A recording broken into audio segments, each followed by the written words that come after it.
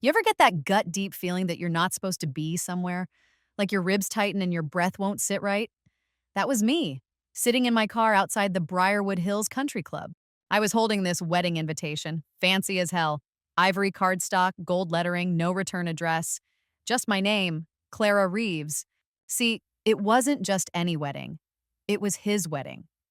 Caleb Dawson, my ex, the man I spent 6 years building a life with, the man who left in the middle of the night after we lost our baby. He didn't just leave me, he left her too, his daughter from a previous relationship. Tessa was 5 when she came to live with us. Her mom disappeared, and overnight I went from being Caleb's girlfriend to someone's mother. When he left, Tessa stayed. Not because she had to, because she wanted to. That first year after Caleb disappeared was like crawling through wet cement. I couldn't breathe without feeling like I was choking on memory.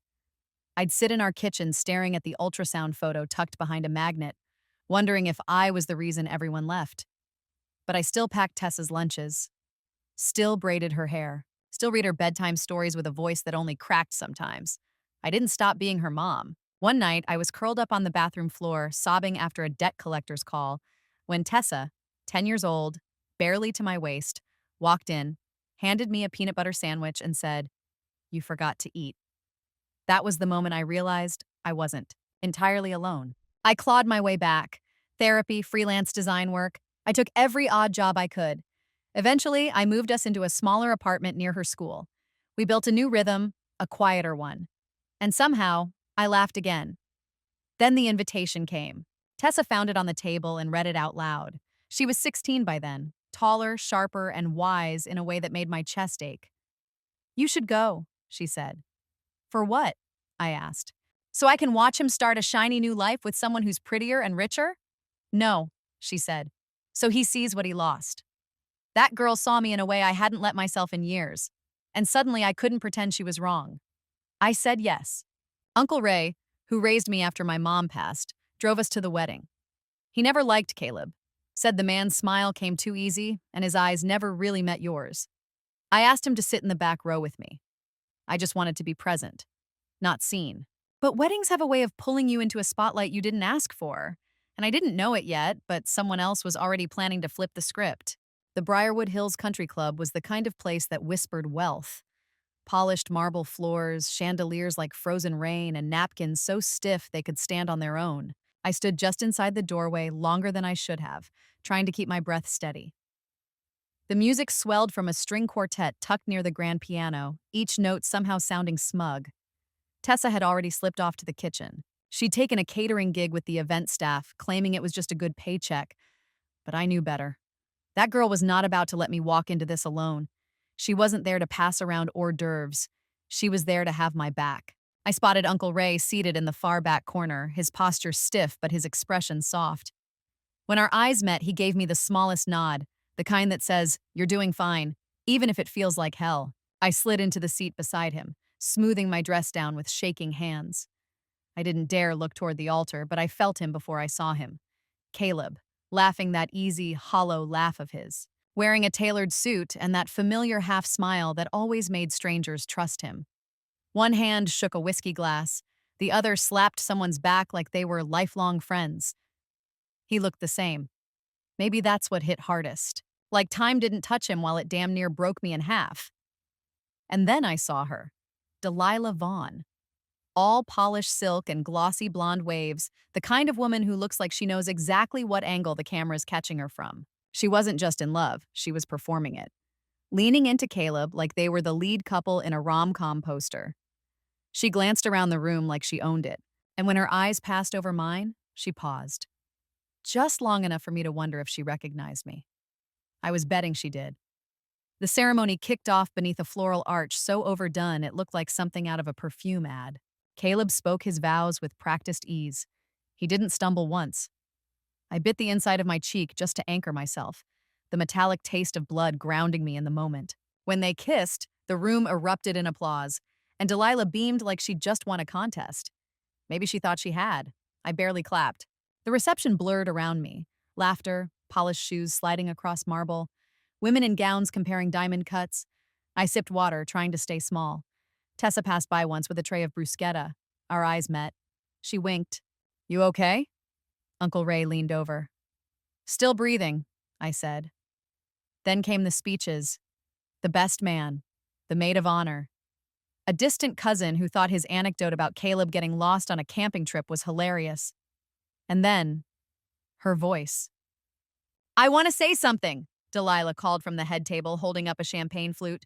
Her eyes sparkled, but it wasn't joy. It was something sharper. She didn't look at Caleb. She looked at the crowd, at me.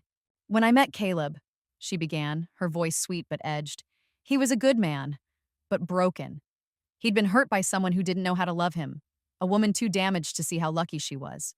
I froze. My skin burned hot, then cold. Her words landed like glass shattering on tile. She almost ruined him, Delilah laughed, light and venomous.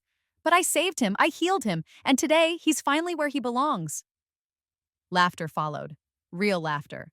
Glasses clinked. A few even clapped. I didn't flinch, didn't cry.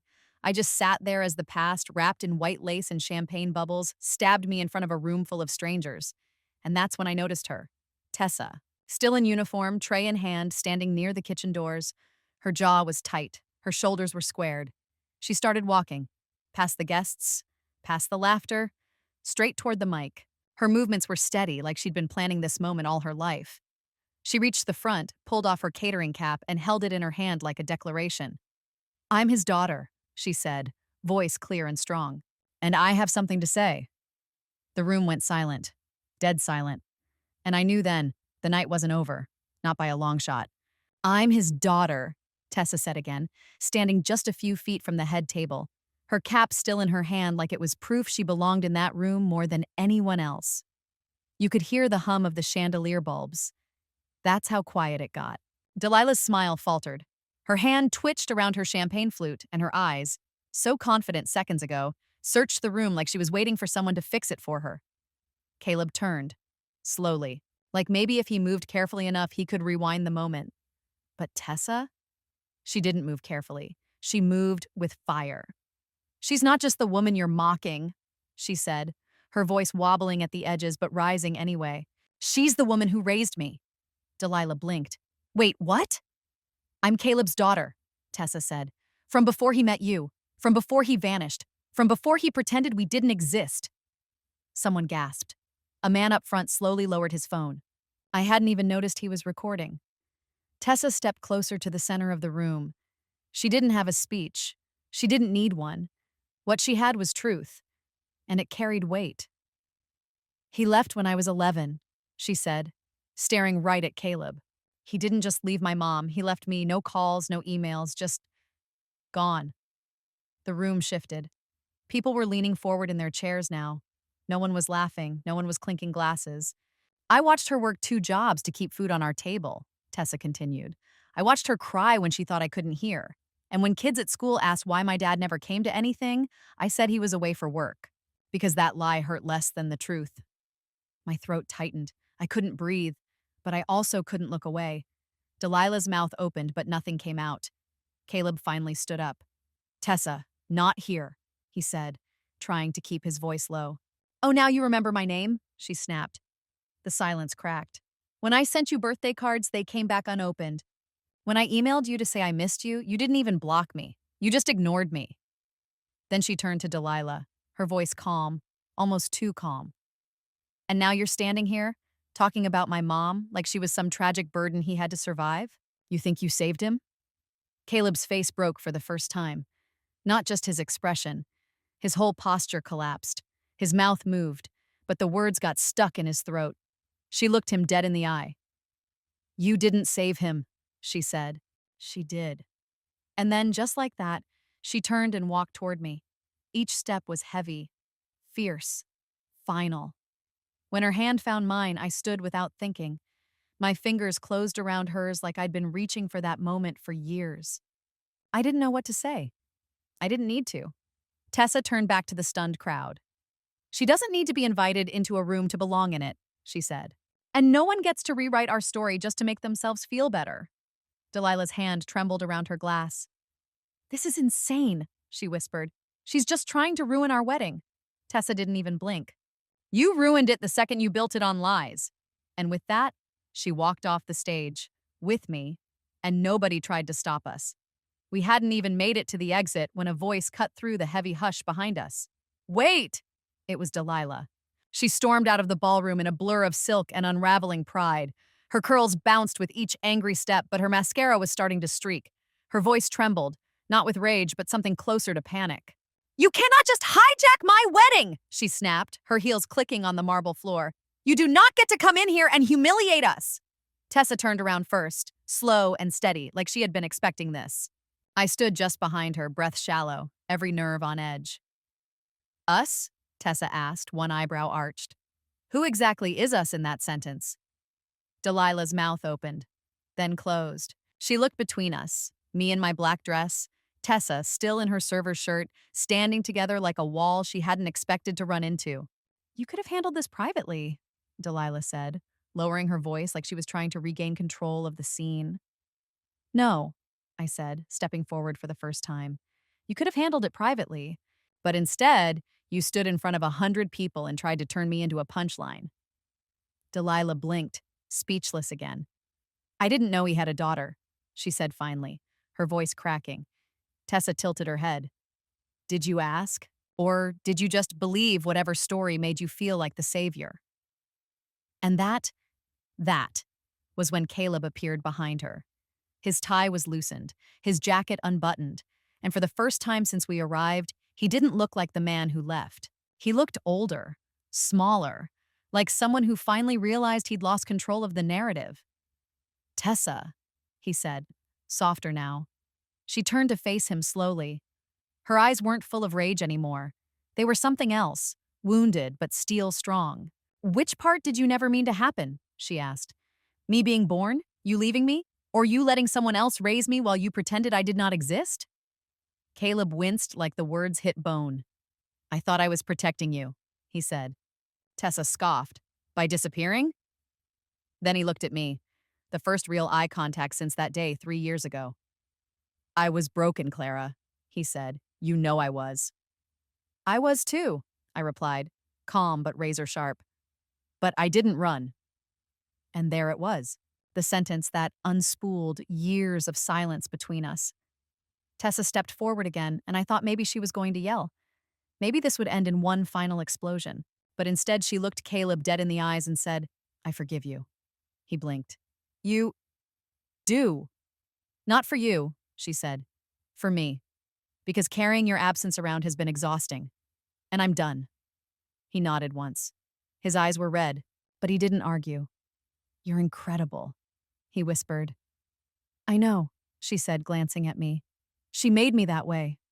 And right there in that quiet hallway under a flickering light, I felt something shift. Not revenge, not closure. Power. The kind that comes when the truth finally stops being silent. Delilah crossed her arms across her chest like she was trying to hold something together. Maybe her pride. Maybe the whole illusion. Her voice wasn't sharp anymore. It was tired. "So what now?" she asked. "You just walk out like nothing happened? Like you didn't wreck everything?" Tessa didn't flinch. She didn't even look away. "You wrecked it the moment you built it on lies," she said simply. "And me?" I stepped in beside her, steady now. "If you wanted a perfect story, Delilah, you should have picked someone with nothing to hide." She stared at us, lips parted, but no words came.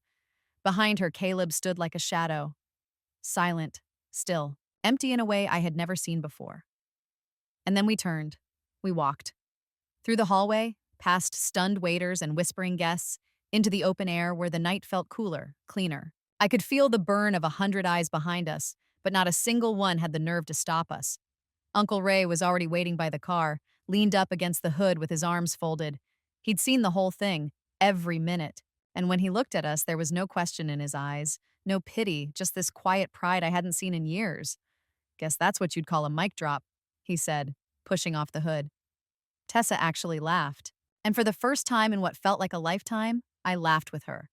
Not the kind of laugh that covers pain. A real one, from somewhere deep in my chest.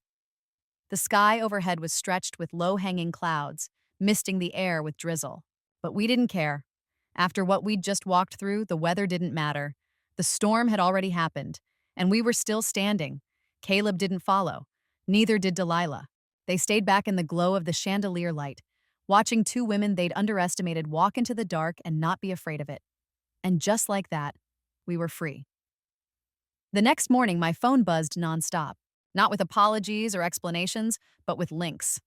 Wedding footage had started making its way online. Grainy clips posted on TikTok titled things like, "Waitress shuts down bride's toast with brutal truth bomb." I didn't watch them. I didn't need to, because I'd lived it. People started messaging me, women I hadn't spoken to in years, friends who'd disappeared when my life fell apart. Some apologized, others just said, "You were so brave." But I didn't feel brave.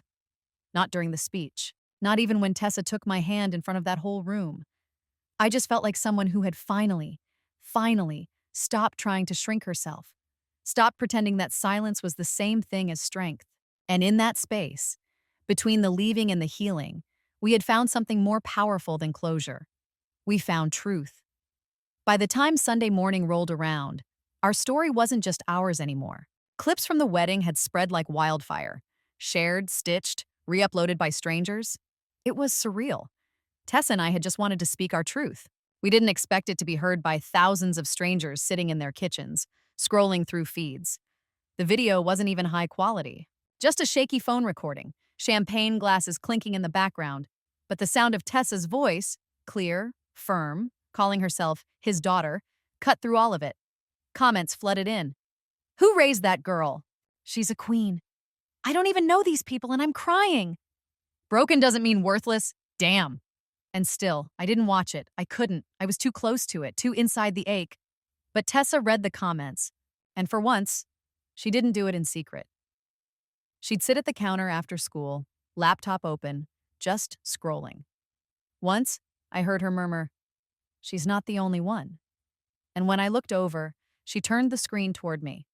The message read, "Thank you. You said what I've wanted to scream for years. I didn't even know I needed to hear it until now."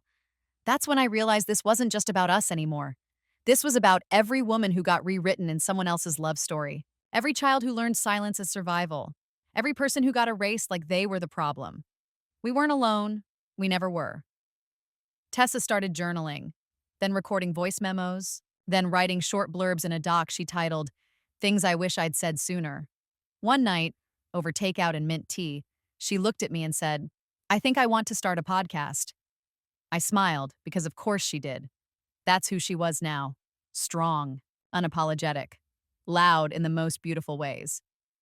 "You should call it The Last Word," I said. She grinned. Or Daughter of the Mic Drop. We laughed so hard that night my stomach ached, and for the first time in years, the ache felt good. As for Caleb, he never reached out. No calls, no messages, no apology. I think he knew he couldn't rewrite this version of the story. This wasn't a fight. It wasn't revenge. It was exposure. And the truth doesn't need to yell when it's already echoing. Delilah's name lingered in the gossip threads for about a week. Someone said she left the reception early, refused to go on the honeymoon. Another rumor claimed she moved out of the condo within a month. Did they stay together? Did they try to fix it? I have no idea. And more importantly, I didn't care. Because this was never really about them. It was about us. Me, Tessa. The bond we forged in the wreckage. The family we became when everyone else abandoned the frame. After that night, something changed in our home. Not loudly, quietly, but real. Tessa carried herself differently, shoulders back, head high. She took up space without apologizing. She laughed louder. She didn't flinch at old photos anymore. One evening, I caught her standing in front of the bathroom mirror, practicing how she'd open her podcast. "Hey you, yeah, the girl hiding in the back, I see you." I started writing again. It hit me while folding laundry of all things. I pulled one of Tessa's sweatshirts from the dryer, faded blue with a rip near the collar, and I just froze. My hands stopped. My breath snagged. And suddenly I was back in our old apartment, the one Caleb left behind like it was nothing. Same kind of sweatshirt, same quiet ache. That place had smelled like detergent and burnt toast. The fridge hummed too loud.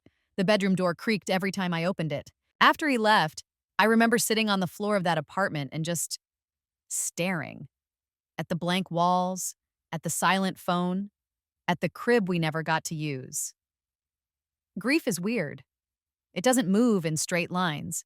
It curls up under your skin and waits. It waits for folding laundry, for driving to the store, for the scent of a shampoo you haven't smelled in years. I sat on the floor with that sweatshirt in my lap and let myself cry. Not for him, for me. For all the years I kept my voice quiet, thinking maybe silence would earn me safety. For all the times I apologized just for needing something. For every night I turned over in bed, hoping the man I loved would stop pretending I wasn't breaking. I cried for her too, the version of me that thought love meant staying small. Tessa found me a little while later. She didn't say anything, just sat next to me, back against the dryer, shoulder against mine. "You miss her," she said quietly. "The version of you before he left?" I nodded. "But I love this one more," she added. And that was it. No fix, no big speech, just a sentence that landed like truth in my chest. A few days later, I pulled out a box I hadn't touched in 3 years. It was taped shut and shoved behind a pile of old freelance invoices in the back of the closet. Inside, the ultrasound photo, hospital discharge papers, the little knit socks I'd bought when I was still pregnant, the ones I never got to use. I laid them out on the table. It was time to stop pretending those memories didn't matter. They hurt, but they mattered. That night, I wrote about it. A full essay. Raw, honest, no edits. I called it The Things I Never Said Out Loud. I posted it on the blog and stepped away from the computer. I made tea. I tried not to refresh. An hour later, the post had gone viral, but that didn't matter. What mattered were the emails. A woman who lost her child and was told to get over it. Another who was left during chemo. A third who never had kids, but said the grief still showed up, just with a different face. That's when I realized healing isn't just a personal journey. It's communal. It's stitched into stories, passed hand to hand, voice to voice. It's someone saying, "Me too," when you think you're the only one left in the dark. Tessa started leaving sticky notes on the fridge. Just little things. "Don't forget to eat today. You looked powerful in that green sweater." I refilled the coffee because I'm not a monster. It was her way of checking in, of anchoring us both in the kind of love we'd earned the hard way. We weren't just surviving anymore. We were thriving, slowly, quietly, in our own fierce, humble way. But I knew something was coming.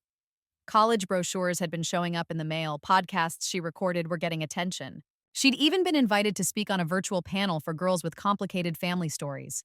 And then one day, I found her sitting at the kitchen table with her laptop open, hands shaking a little. She'd gotten in. Scholarship, full ride. Communications and journalism program at a university across the country. "I wasn't going to tell you yet," she said. "I didn't want to make you sad."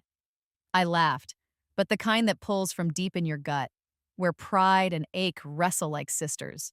"Sad? Baby, I've never been more proud of anything in my life." We hugged and I held her longer than she expected. Long enough for her to whisper, "Are you sure you'll be okay?" "I raised you, didn't I said. "I'll be fine." But I wasn't sure. Not because I needed her to stay, because for the first time, I realized I didn't have to protect her anymore. She'd become her own force, her own shield. And that scared me in a way I hadn't prepared for. Letting go isn't about distance. It's about trusting the person you love to carry what you gave them into places you can't follow. The day she left, Uncle Ray drove us to the airport. Her suitcase was way too big, filled with 3 hoodies, 10 notebooks, and a microphone she'd saved up for. At the gate, she hugged me tight. "Start writing again," she said into my shoulder. "Not just the blog, your story." I nodded, didn't trust my voice enough to speak. And then she was gone, a blur of curls and denim and everything good I'd helped shape. The apartment was quiet for a while after that. Not sad, just still, until I found another sticky note, tucked under my coffee mug. "You gave me roots. Now I'm using them for wings." So I started writing. For real this time. I opened a fresh doc and typed the first sentence without flinching. "He didn't break me. He abandoned the pieces, and I rebuilt every single one." 6 months after Tessa left, I stood on a stage for the first time. A women's conference. Small, folding chairs, lukewarm coffee, and a mic that squeaked too often. But every seat was filled. Some were crying before I even opened my mouth. I told our story. Not polished. Not perfect. Just real. Afterward, a young woman came up to me. Couldn't have been older than 20. She said, "Thank you for reminding me that walking away doesn't make you strong. Staying to rebuild does." That's when I knew. This wasn't just about healing anymore. It was about rewriting, not the past, the future. One where women like me and girls like Tessa get to be more than footnotes in someone else's fairy tale. We write our own, and we do it out loud.